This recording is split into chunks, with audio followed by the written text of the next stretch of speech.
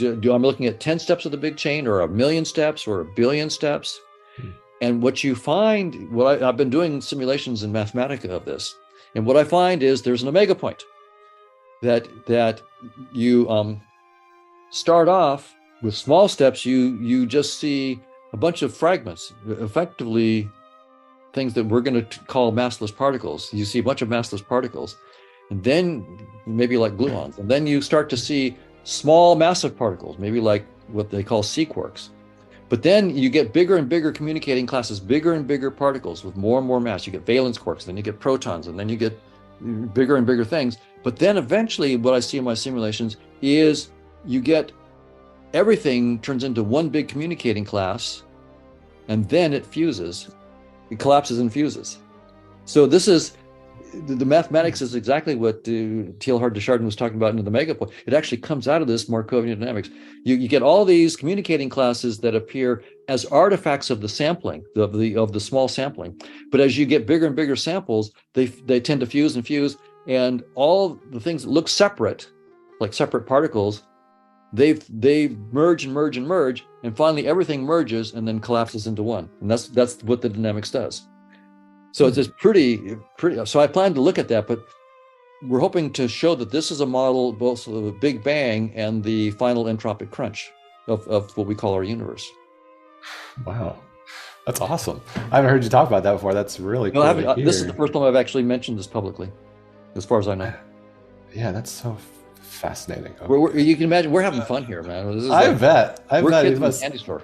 Yeah, there's so much to explore. Don, thank you for coming on. My pleasure, Carlos. Thanks for inviting me. Yes, it's great to have you. It's a joy. I can't believe we're on round 2 of our conversations here. Our first conversation covered so much. And for folks who didn't catch that, because I'll be posting this to YouTube, I'll link to the description. In the description, our first round conversation, which covers a lot about fitness speech truth, the amplituhedron / space-time being doomed. And then we also got into clearly delineated speculative territory with conversations regarding the unlimited intelligence. So if folks are interested in that's below. But what we didn't have a ton of time to cover was your most recent work with regards to conscious realism and your Fusions of Consciousness paper, which I got an early peek to in November or so. Mm-hmm. And then you published, or you sent for publishing, and then it was accepted, I believe, earlier this year. Is that correct? Right. It came out in early January, so it's actually published now. Fusions of Consciousness, right? It's published now. Awesome. And so that is where I would love to get it kicked off. So if you wouldn't mind, would you tell the audience, explain to the audience a little bit about the Fusions of Consciousness paper, and if you give us like an overall summary, then I have a ton of questions to ask you about it. Right. So there's 2 aspects to that paper. One is it's a theory of consciousness that's mathematically precise. But second, we're trying to map it onto physics. So there's 2 aspects to that paper. The first is just a little bit more exploration of the mathematics of consciousness. The idea is that there's this network of conscious agents. Mm-hmm. Think of it like the Twitterverse, where you have a bunch of millions of Twitter users, and some people tweet, others follow, and it's a vast network of interacting users, and that's the way you should think about this network of conscious agents that we're proposing. It's a vast network of conscious agents. They're interacting, and some of them use space-time as a user interface to help their interactions. So space-time is, in this point of view, is not fundamental. It's a user interface that some of this network of conscious agents use to interact with each other. So there's 2 aspects to this. What is the dynamics of the conscious agents? We need to mathematically. So this is science now. This is not. It's very similar to many spiritual ideas, but It's, strictly speaking, it's not a spiritual theory. It's a scientific theory, and so we have to have the mathematics down. So that's what the fusions paper does. Is it goes into a Markovian dynamics of this, and it actually the notion of fusion, which is in the title of the paper, comes out of when we have a bunch of agents interacting. It turns out the mathematics predicts that under certain circumstances, the agents will actually go through a dynamics that causes them to fuse, not just combine, but literally fuse into a new agent with new sensory experiences, brand new qualia. So that's what the fusions part is about. And then the map to physics is quite interesting. We're quite excited about that, and we've been working on that since. And that is that the physicists have realized that space-time is not fundamental. Mhm. They say space-time is doomed. Mhm. And by that, they mean that we thought that space and time and objects inside space and time were the fundamental nature of reality. And we could build a comprehensive theory of reality on that foundation, where space-time itself was, in some sense, the fundamental entity. And Mm. particles and objects are elements within space-time. But physicists have realized that their own theories, namely Einstein's theory of gravity, together with quantum field theory, those fundamental pillars of physics dictate that space-time has no operational meaning beyond what's called the Planck scale, about 10 to the Mm. minus 33 centimeters, roughly, 10 to the minus 43 or 44 seconds, roughly. It's not that there are pixels of space-time, it's that space-time ceases to have any operational meaning. It Mm. becomes meaningless. And there's Mhm. nothing, experimental that you could do that would have any meaning at that level. Sure. And so they've been looking for new structures beyond space-time, and they found them. Mm. The amplituhedron and cosmological polytope, but the really interesting, deepest one is this mathematical structure called a decorated permutation. Mhm. So these like monoliths beyond space-time, right? Yeah, I love that. Like in 2001, A Space Odyssey, right? Yeah. Yeah. That Mhm. monolith comes down, and all the apes know that there's something important about it, but they can't figure out Mm. what, right? They're beating on Sure. it, they're screaming at it. Well, we found the physicists have these monoliths beyond Yeah. space-time, and the deepest one is the decorated permutation. Yeah. But what's interesting is they're monoliths; they're not dynamical systems, right? Mhm. Physics likes Right. dynamics. Right. Right. So what they found are these structures, geometric and mathematical structures beyond space-time that literally allow you to compute the Mhm. particle scattering probabilities or amplitudes in space-time. Got it. So they do really good work. Sure. They're not in space-time. They make the math much simpler than space-time, and they get the right answers in space-time. So Yeah. they know that they're on to something, but there's no dynamics. Right. And so what we've done in this fusions paper is to say there is some mathematics behind the decorated permutations that's dynamical. In other words, Mm. physics likes dynamical systems. So what we asked was, is there a dynamical system beyond space-time that would project down to these decorated permutations? And we found it. We found one. So it's a new, as far as we can tell, a new contribution to mathematics, Mhm. where we show that the dynamics of the Markovian dynamics, Mm. and that's what we use for conscious agents, but it's just about Markovian dynamics in general. Right. Some property called the communicating classes. Mhm. Turns out the communicating classes of these Markovian dynamics are what's classified or are classified by the decorated permutations. And so we're jumping on that because that means that we have a map from this conscious agent dynamics via the decorated permutations into space-time. And this mapping told us that particles in space-time would be projections of communicating classes of the dynamics of conscious agents. So Wow. we found the connection to the decorated permutations. That then gave us this huge insight. Particles in space-time are projections of the communicating classes of conscious agents. And that meant now we had to look at the communicating classes because it's the properties of these communicating classes of conscious agents that will then end up being things like mass and momentum, Mm. and energy and spin and so forth. You can imagine we're going for it now. We're just like, this is kids in candy store kind of time. We're Oh we're man, we're that's great. we're thinking about experiments that we can do to start to test this. Sure. Like, so we're having fun. Yeah, I bet it sounds like fun work to be working on. And so I have a million questions to ask you about these levels. Okay, Sure. so if we could, because I think it might be helpful to, okay, so we have space-time. Let's say it's up here, or we're just gonna space-time. There's an amplituhedron that is, should we think about it as an abstract object? I mean, would you say it's not physical, right? It's not a It's a geometric object that's geometric object. entirely outside of space-time. So it's Gotcha. not, people have a hard time because we think of space-time as fun. Yeah. How could something be outside space-time? Give me a break. Mhm. Everything's inside. No, no, no. So this is not some little structure inside, like curled up instead of special dimensions inside space-time, like in string theory. Mhm. You have all these little dimensions that are curled. No, no, this is in the amplitude-hedron could have billions of dimensions. Mm. And so it's a geometric structure Okay. outside of space-time, and space-time is in some sense, trivial projection of this much deeper structure. Gotcha. Projection. So Yeah. you have the amplitude-hedron. So don't think of it as a substance. It doesn't have the material kind of component. So let's say underneath that, and please stop me where I'm wrong. If you can correct me, that'll be super helpful. Please don't sometimes people are polite and they want to say, oh, it's fine. Don't let me get away with anything. Correct me because that'll be the most helpful. So then underneath that, you have decorated permutations, which would you say feed into the amplitude-hedron, or the amplitude-hedron is like, say a layer of glass that sort of allows a projection through it. Like, can you help, and this is where analogy will probably be helpful beyond, say, the math for a lay audience and myself. But how does that interaction, what is the interaction there between those two levels? And should we think of them as levels? They are, and Yeah. in some sense, what's remarkable is that the decorated permutations, which are, permutations, what are they? They're like if you have a deck of cards and you're shuffling them. Every shuffle is a permutation. Right. So a decorated permutation is basically, a mathematical description of shuffles. It's called decorated because it has a little twist. We can go into the twist if you want, but it may not be necessary here.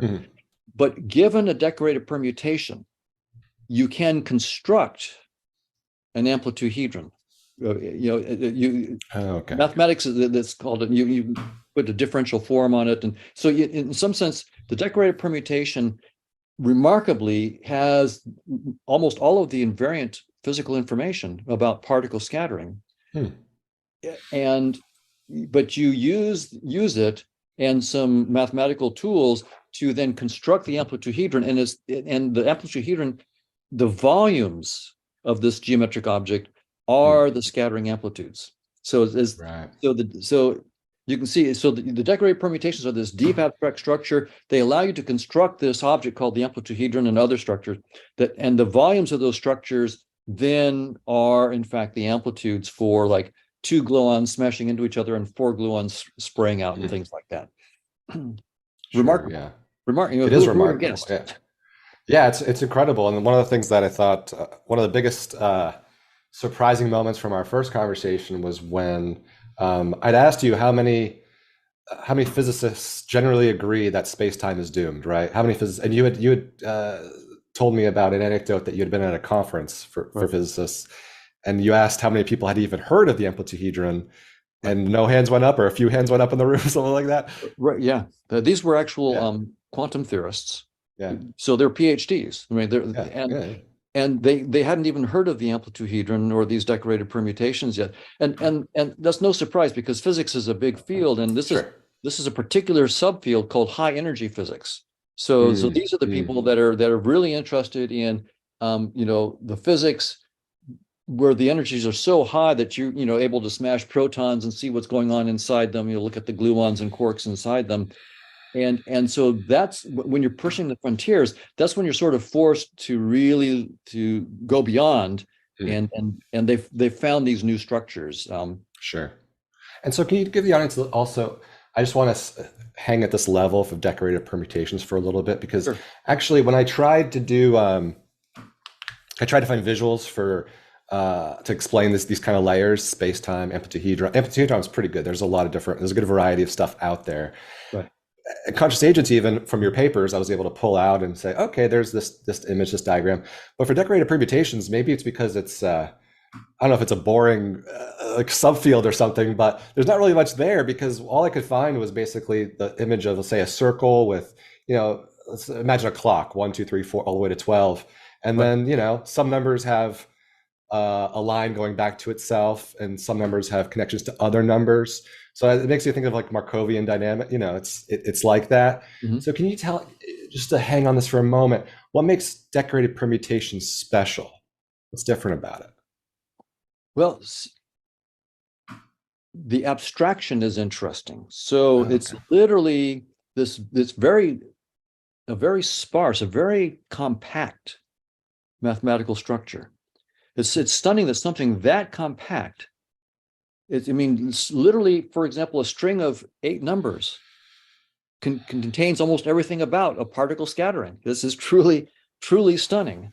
And it's Hmm. just a list of 8 numbers, which says who gets permuted to which number gets permuted to the other. You would never have guessed it, that, Yeah. these numbers that say, well, 1 goes to 16 and 15 goes to 3 and 2 goes to 9. But how does that work? Why would that tell you, Yeah. oh, that Why? this is the problem, gives you the amplitude for 2 gluons smashing into each other and 4 gluons.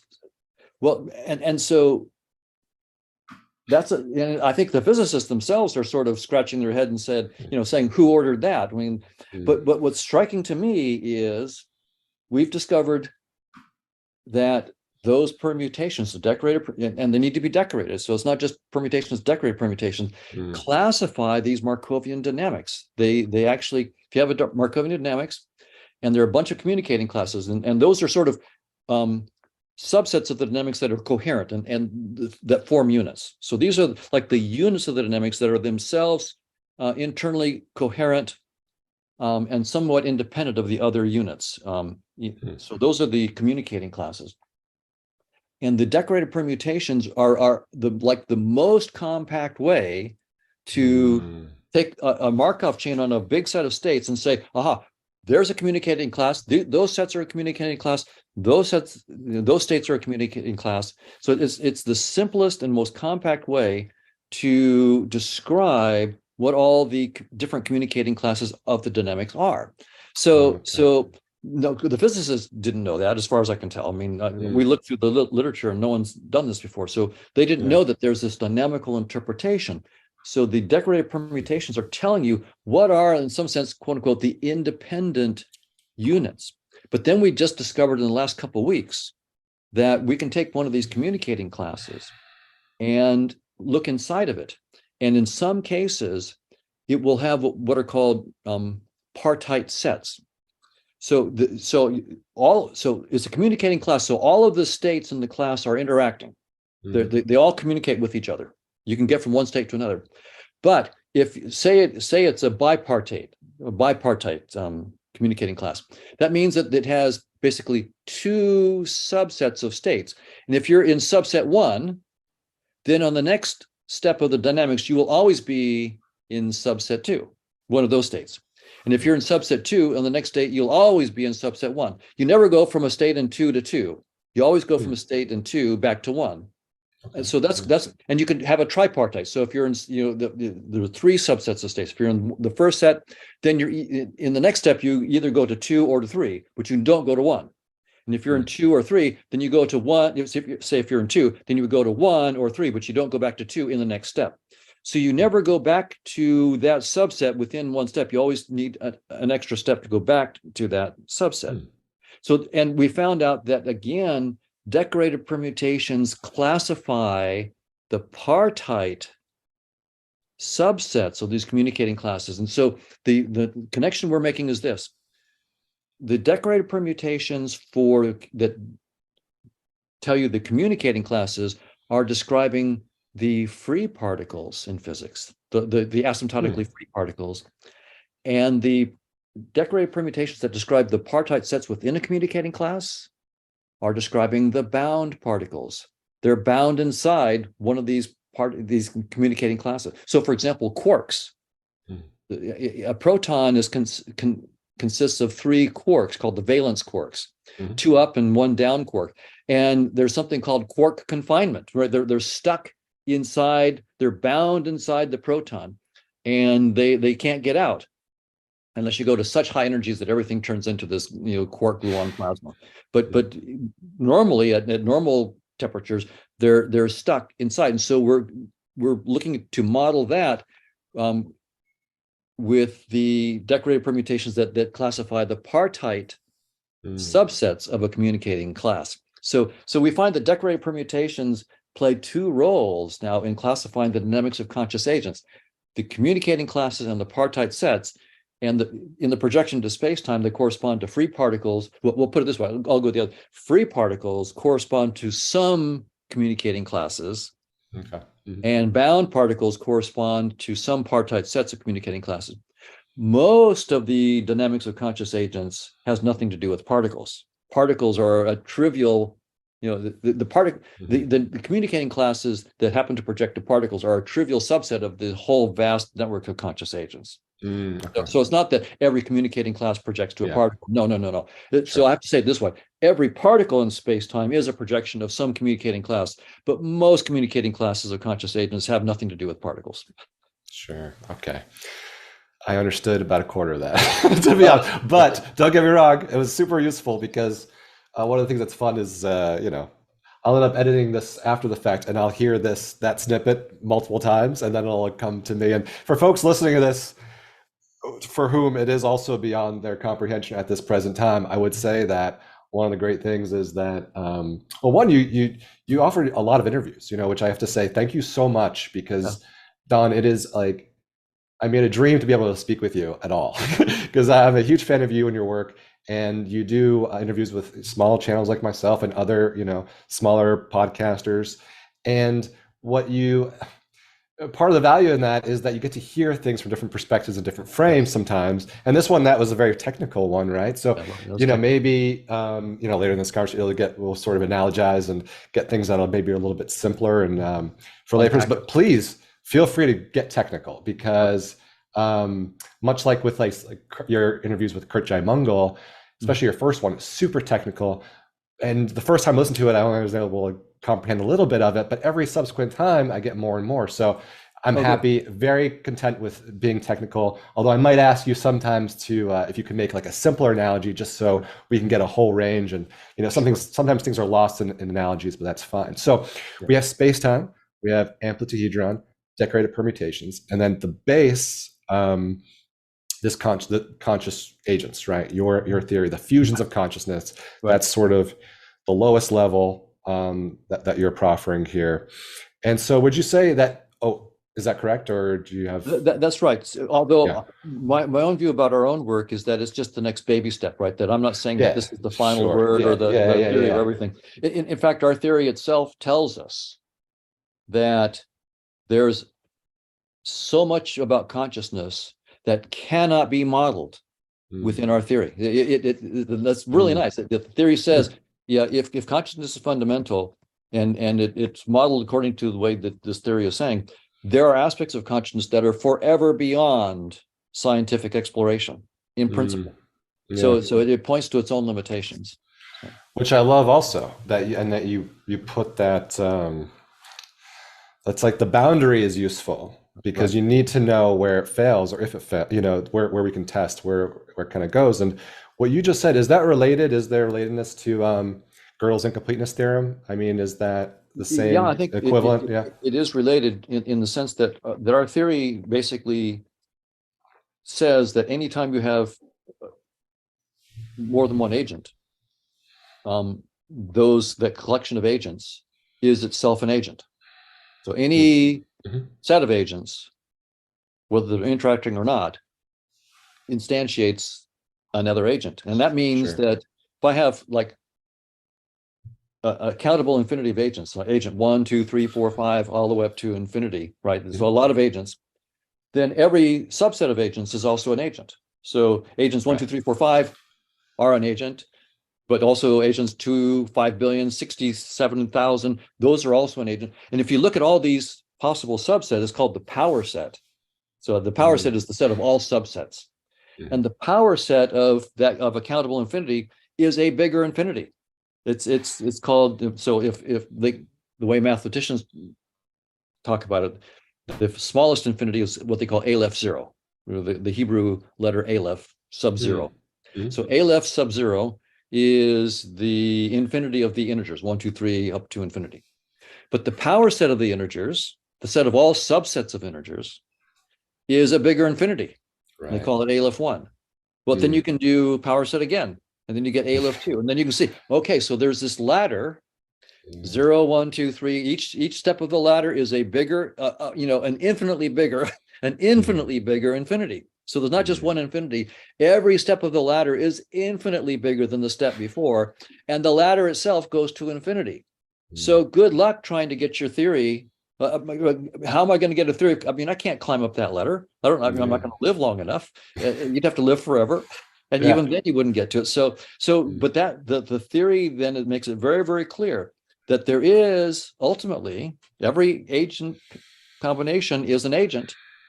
So there are agents at every level of Cantor's hierarchy, and the hierarchy never ends. In some sense, there is one big agent, the God agent, and we can never describe it mathematically. We can say that it's a theorem that it's there, and it is also a theorem that we can never describe it with our mathematics. Yeah, it's both eye-opening and humbling and stunning. sure. Yeah, but it's sort of in the spirit of Gödel's incompleteness theorem that it's in the spirit of it. I mean, it's not exactly a theorem, but it's in the spirit of it. In the spirit of sort of that there can be things that are true yet can't be proven, something like that. That's right. Yeah. There are, it's true that there, according to this theory, that there is one conscious agent, and it must have properties, but it's also a theorem that we can't use this theory to completely describe it. So our theory says there is a one and you can't describe it. So our theory says that the theory itself must be necessarily incomplete. So our theory has its own incompleteness built into it, and it tells you it's incomplete. But that's what's good about scientific theories. The reason that the physicists are telling us that space-time is doomed is because their theories are good enough. They're detailed and specific and hefty enough to tell us where they stop. And that's what's really good about the best scientific theories, is they tell you their limits. That's the antidote for dogmatism. And dogmatism is the thing that keeps us stuck in our current ignorance, our partial understandings. And we don't want to be stuck. We want to, as quickly as we can, figure out where we're ignorant and move on. Sure. Yes.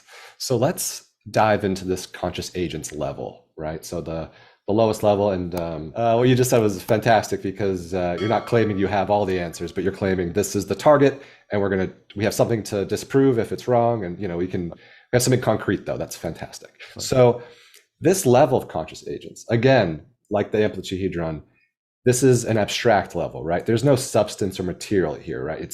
You're modeling dynamics, and you're not making a claim as to what it's made of. Is that accurate? Well, yeah, the idea is that experiences themselves are fundamental. The experience of the taste of chocolate, the experience of a headache, the feeling of nausea. These experiences are taken as primitives of this scientific theory. Every theory makes certain assumptions. Yeah, it assumes certain things. Those are the miracles of the theory. For example, physics has taken space and time as fundamental, or space-time as fundamental.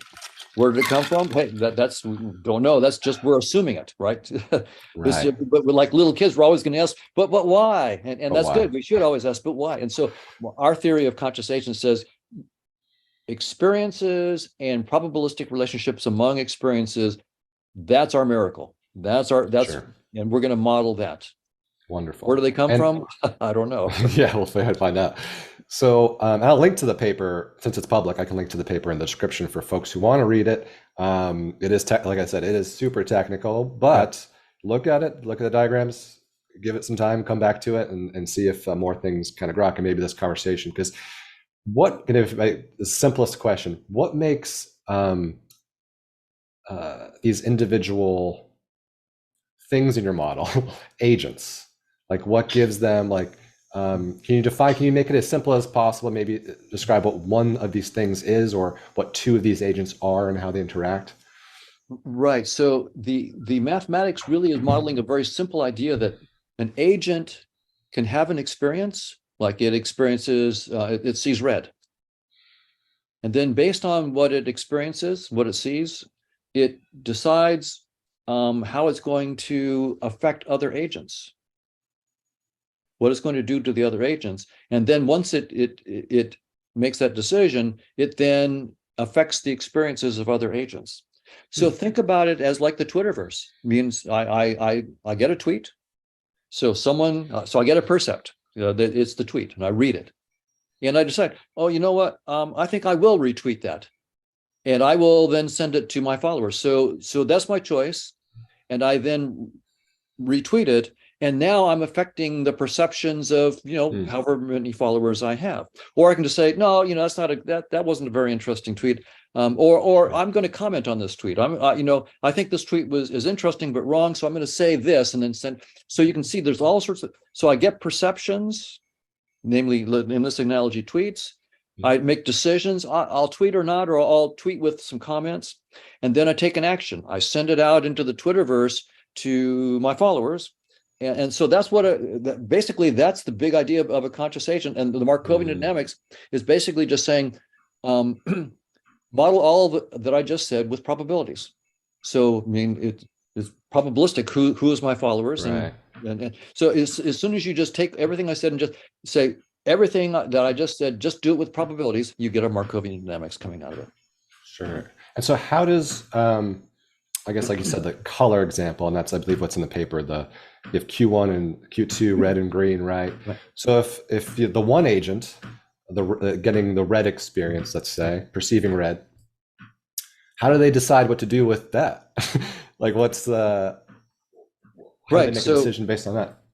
So if you have, suppose you have two agents, and the one agent only sees red, and another agent only sees green. Well, it could send basically a message to another agent, effectively um, saying, I saw red. Okay. But if the other agent, you have to have an agent that can interact, that can understand that. So it has to have so what we have to do then is talk about, for example, a combination agent where this agent can see either red or green. We can think about it that way. And so what happens then is, oh, if the agent happens to see green now, what's the probability that it will see green in the next instant? Or what's the probability that it will see red in the next instant? So the way to think about it then is, if you think about a network, it's the probabilities that the different agents are going to be seeing different colors at different instances of the dynamics. And so if agent one sees red, what is the probability that it will affect agent two, and it will see green, and so forth in a dynamics.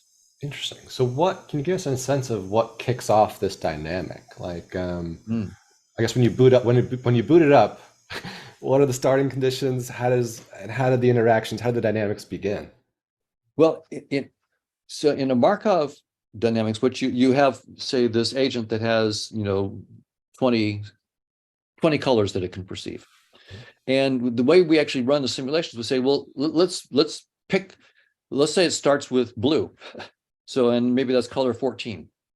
So we say, okay, well, its first experience is color 14. Now let's see what happens. If we have this Markovian kernel that's describing its whole perception, decision, action cycle, right? It gets a perception, makes a decision about what it's going to do next, and then it acts, Hmm, and that will affect its new perceptions, right? sure. So we can sort of look at that whole loop: perception, decision, action, and model just the sequence of the experiences that agent will have. So then you can get a dynamics that says, well, first it saw blue, and then it saw red, and then it saw green. And when we look at it long term, we can say, well, the probability that it sees blue is like a third, and the probability that it sees green is only a tenth, and the probability that it sees red is half, or something like that. And so you can look at the long term. What is it seeing most of the time? What is it dwelling on? What are the experiences that it spends most of its time with, and so Hmm, forth? Those are the kinds of questions you can begin to answer. interesting. So a one agent, let's say a one agent that, am I using that terminology right? Because I think in Sure. the picture you say one agent's two agents, and two agents would be like a fusion of the two, I think. So you have one agent, it's getting a color. What are its range of um, possible decisions that it can make based on that? Well, it basically, what it can do is effectively, I'll use the Twitter analogy. Sure, yeah, yeah. This is a pretty poor Twitter user, because it harps on one thing only. I'm Oh, going yeah. to only talk Most about Twitter red. users are like that. So if you're interested in red, hey, I'm the guy, and so all this poor little guy can do, he's a very, very simple one. All he can do is, I just saw red. And so he tells all of his followers, I just saw red. So he's a pretty boring guy, right? But we have to start with these boring guys to build up the more complicated concept. Sort of the way science works is you start off, model the most simple, boring. So this guy, all he can do is tweet, I saw red. And the other green agent, all it can do is tweet, I saw green. And it can't put any comments on it. All it can do is say that. Now, when I get to a conscious agent that has, 50,000 states in it, you can start to get some complicated dynamics coming out of that agent, or a trillion states. Now you can get something really, but you don't want to start there as a scientist. You want to start, okay, let's look at these boring agents. All this one can do is say, I saw red. Boring, but hey, you got to start there to work out the math and make it all clean. So that's why we start with these boring agents. Yeah. So let's say, so it starts at the boring stage. When is the first iteration or time? Like, I'm not sure how you do this. If it's with T, is it T that is it iterates as it goes? Yeah. Let's at what step? When do you see like the first interesting thing happening that you can? Well, even with two agents, so we have these two boring agents and we have them interact. Already there is an infinity of ways that they can interact, an infinity of ways. And it's in our paper, the Fusions of Consciousness paper, people can look at it. We write down this thing called a Markov polytope M sub 2. It's the set of all possible 2x2 Markovian matrices. And actually, for those who've had like any high school algebra, you probably saw matrix algebra, where you learn to play with matrices and multiply matrices together.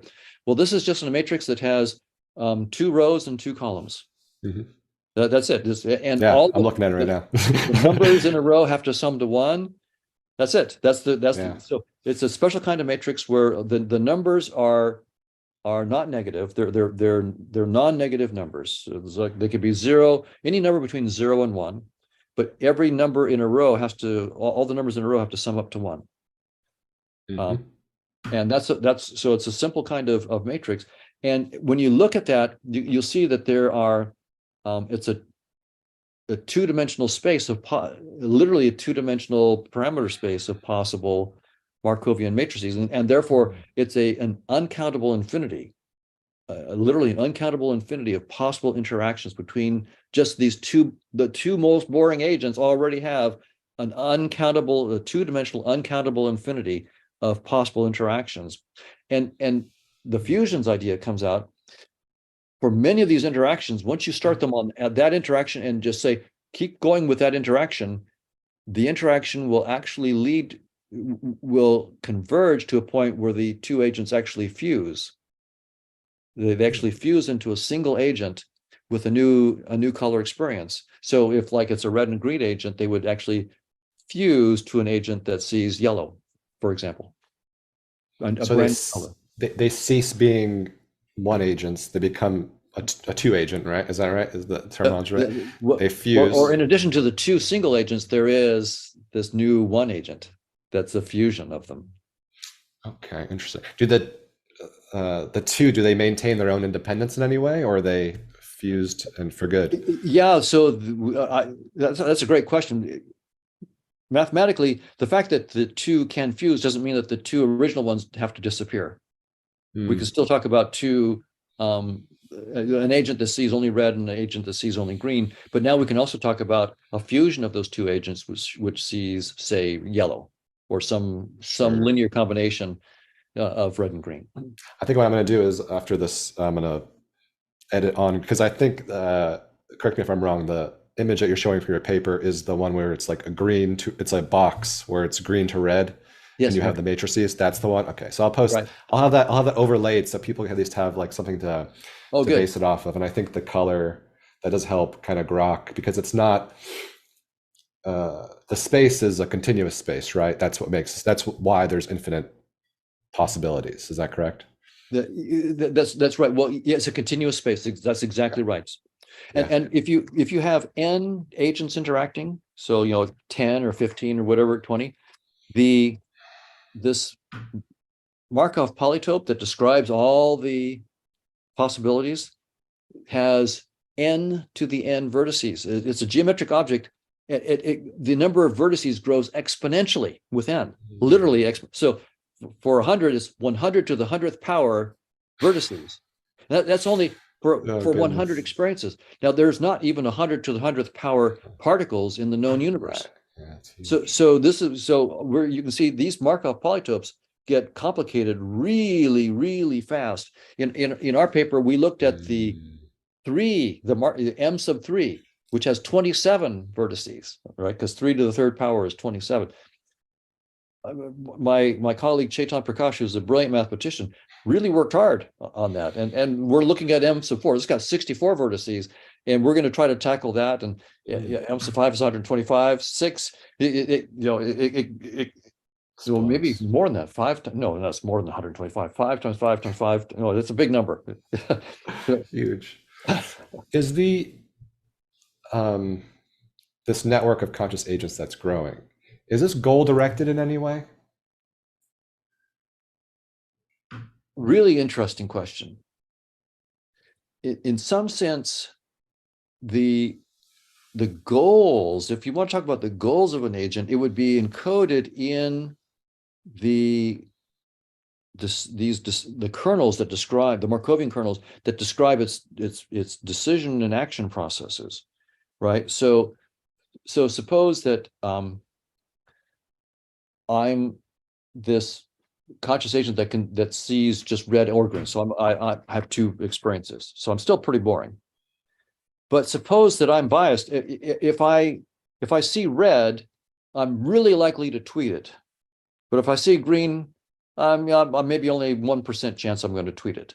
Well, you can see that tells you something about me. I'm very interested in some sense about the red. I'm not terribly interested in talking about green. And so why would a conscious agent have that preference? Well, the mathematics says that any possible preference is in principle going to happen, right? So there are this infinite number of agents out there with an infinite number of preferences. There are agents that like to talk about green, and other agents that couldn't care less about it. They want to talk about red, and every agent is possible. Is there a mechanism for how that preference is developed, or is it just random? Well, so great question. So both. So we can start off with agents where we just say, this is the way the agents have these preferences. So these agents have these preferences. When we start, then we have them interact, we get a new agent, but we can then show how the preferences of the new agent emerge from the preferences of the agents of which it's composed. So you can see how these preferences evolve from lower level preferences. Great question. I don't know if anybody's ever asked me that. Oh, thanks. I appreciate that. But I have more there because I was thinking about this, and I was thinking about fitness beats truth. And I was wondering, these agents, right? Are they actually seeing truth, or are they just modeling their own fictions? Like, how far down does that idea go? Like, does it go down to this level, or? Well, that's a great question, and there's a couple levels to answer it. In some sense, if I have a simple boring agent that only sees red, that's all the truth it knows, and it is true that it sees red, but it knows nothing else. It perhaps knows nothing more about all the other experiences of other agents that are out there. So what it knows is true. It sees red, but what it doesn't know is immense, right? So its truth is very, very partial, but it's true but incomplete. And even any agent other than the one, right? That one agent that I said, which is the combination of all possible agents, which I can't model. Any agent other than the one is in some sense trivial. What it knows, what it perceives, is a trivial subset of the truth known by the one. Right, absolutely. So everything that the smartest Einstein or Newton on the world could ever possibly know is trivial compared to what's known by the one. And we can prove that, given, if we assume this mathematical theory of conscious agents, that any agent other than the one has, in some sense, trivial knowledge compared to what the one knows. But now our experiences of space and time now are true experiences as experiences. Where we get wrong is if we say this is the final reality, right? Like if the simple agent that just only saw red said, if it just said I experienced red, that's true, absolutely true. If it goes on and says there's nothing else, red is the ultimate truth. Well, no. Now you're in fiction world. Now you're in absolute fiction world. So it's true that I'm experiencing objects in space and time. That it's true that those are my experiences. What's false is to say that's the final reality. No. That's complete lack of imagination. Space-time is just the form of our experiences. There's an infinite range of experiences beyond space-time, and now the physicists themselves are saying that that's the case because their own theories tell them that. Absolutely. This really reminds me of, and there's so much here. I know we have about 15 minutes left, so I have to everything we've just covered, the last few minutes we could talk about for the rest of the time, but I want to touch on a few different things. So sure. I have to really cut a lot of stuff here, but we'll do it again. I hope so. Yeah, that'd be great. Thank you. Are you familiar with Pierre de Chardin's omega point? A little bit, but maybe you should unpack it. Well, I don't understand it super well. It's really an idea I've only come across in the past year or so, but it's basically well, he was a very controversial Catholic priest, right. Early 20th century, I believe, and I think I think the church kicked him out. I don't know. I think something like he wasn't allowed to even practice for a while because he was so revolutionary for his time. But he had this idea that humanity, the universe, everything was heading towards this omega point, this supposed future where everything in the universe spirals towards a point of unification. It's like this oneness, basically, that we're separate entities and eventually we'll come together, say, over a long span of time, and we'll reach this oneness. And it reminds me quite a bit of this concept because, and also how it's unattainable, probably, in that it's like mutual comprehension of ideas. Also, like Federico Fagin. He's a good friend. Oh, he's good. Cool. And I think you even mentioned him in the paper, something about the dynamics that favor mutual information. Can you unpack that or? Right. So what you said about the omega point is very, very similar to what we find is a theorem of our work. When you have any collection of conscious agents, generically, that collection of conscious agents will fuse. They will come to this omega point where they fuse and they unify into a single conscious agent. But there's another aspect to this that's really interesting as well. I'm trying to make connections with physics.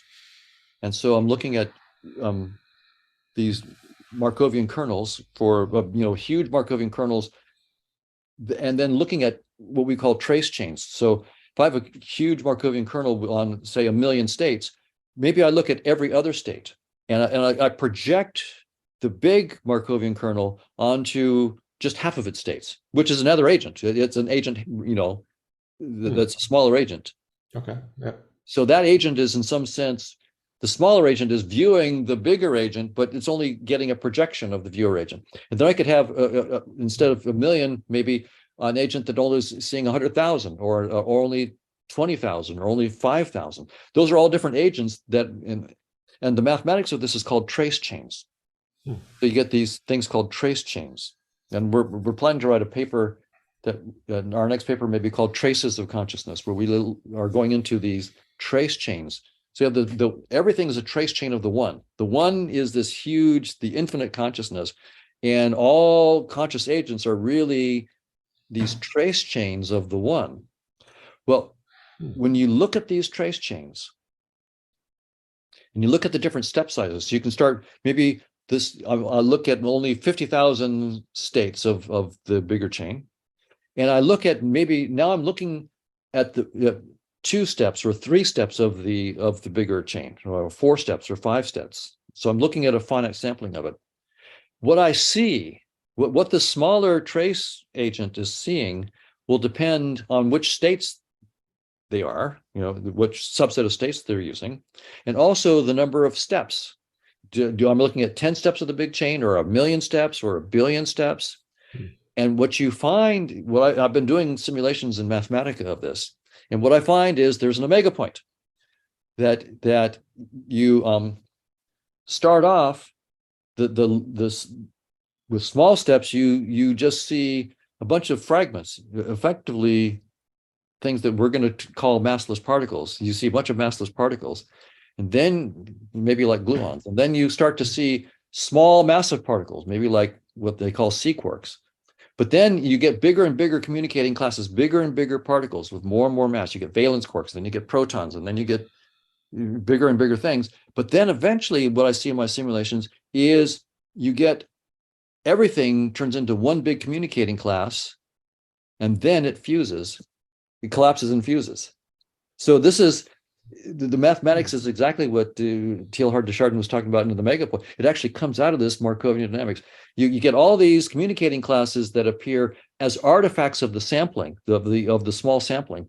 But as you get bigger and bigger samples, they tend to fuse and fuse, and all the things that look separate, like separate particles, they merge and merge and merge, and finally everything merges and then collapses into one. And that's what the dynamics does. So it's pretty. So I plan to look at that, but we're hoping to show that this is a model both of the Big Bang and the final entropic crunch of what we call our universe. Wow, that's awesome. I haven't heard you talk about that before. That's really cool. This is the first time I've actually mentioned this publicly, as far as I know. Yeah, that's so fascinating. You can imagine we're having fun here, man. This is I bet. We're kids in the candy store. Yeah, there's so much to explore, and wow. Okay, so much I could talk about with that. The one thing I really want to talk to you about, and it reminded me because in the paper Fusions of Consciousness, you talk about conscious agents need a menu of actions and a menu of experiences, so they have something to follow, right? And then the menu is called the measurable space. Right. You have this minimum space you need to discuss probabilities, right? And this is something I kind of touched on our last conversation, this kind of like map territory relationship. Right. And when you talk about menus, it reminded me the same kind of expression. The philosopher Alan Watts has said, the menu is not the meal. I'm not sure if you've ever heard that, but yeah, it's good. It's like this mapping. And I keep coming across this because it's an idea, a concept I can't quite shake, because the more I dive into like theories of consciousness like yours, other theories of everything, math in general, I just keep coming across this thing that what seems to be happening is just mappings of mappings of mappings. These things are just mapping to one another, and there's this relational thing, there's communication happening back and forth. And of course, that makes me think about Gödel's completeness theorem and how with all these mappings, I think of it as like a self-referential whole within mathematics, that as the thing references itself, it inevitably can't quite get to the bottom of what it is. Right. Something like that, right? And I don't know what it is about these self-referential paradoxes, but they seem to be kind of, inherent in all of these things. And even these conscious agents and their reactions and what they're able to do with one another, it just like maps and maps and maps. And it makes me wonder if there even is a territory at all. Like, is it just maps? Like, is it just dynamics? Is this, I don't know, is this a thought you have at all? Is this something that, and also the whole fact, I think it harkens to like communication theory, information theory, where it's like there is always like sort of a loss between, not always, so there's not always loss, but oftentimes there's like a loss between scales, and there's a certain amount of information that can be shared across scales or across, say, channel capacities. They have sort of limits. So does this come to mind at all? Is this something that kind of resonates at all with you, these kinds of this infinite regress of maps and sort of what are our places in it? Right. It does. I think that my own view on this, and there are some theorists who say that math is all there is, right? So there are that is an idea that's out there, that math is fundamental. And my own view is that math is like the bones of reality, but there's a lot more than just the bones to reality. It's a living organism, and math is essential. If I can't walk without my bones, but I'm not just my bones. And my own view is that math is infinite. I think that there's, an infinite amount of math to be discovered, and we have just scratched the surface. So I think that it's unbounded, but I think that, your question, is there any territory? Is it all math and no territory? And my own feeling is that we are infinitely, each of us is infinitely complicated. Each one of us is an expression and is in fact an embodiment of an infinite intelligence. And you might laugh because you might have trouble balancing your own checkbook. How could I have an infinite intelligence? I can't even balance my own checkbook. But we're an infinite intelligence that's decided to put on certain headset and just play in a virtual world for a while with that headset. So let me try a headset in which I'm not very good at math, in which I have a limp, or I need to be in a wheelchair, or so let me just. But and it's really so my own view. Again, I can't speak as a scientist. No, this is just my own personal view. I think that there is this one infinite intelligence, and we're each expressions of that. It's so Hoffman is just the infinite intelligence putting on a particular headset and a particular avatar and playing with his possibilities. And Carlos is another one. And Stephen Hawking was another one. Let's try what happens when I'm in a wheelchair, but all I can think, and what can I come up with when and so from this point, and this is a point of view that I think may be a theorem of the conscious agent dynamics, that I think it's probably a theorem of the dynamics that we're looking at. So that's one reason why I take it seriously. But it's also, when I listen to certain spiritual texts, they seem to be saying something very, very similar, which is interesting to me, that spiritual traditions, they don't say it nearly as precisely, and the words are hard to understand and so forth.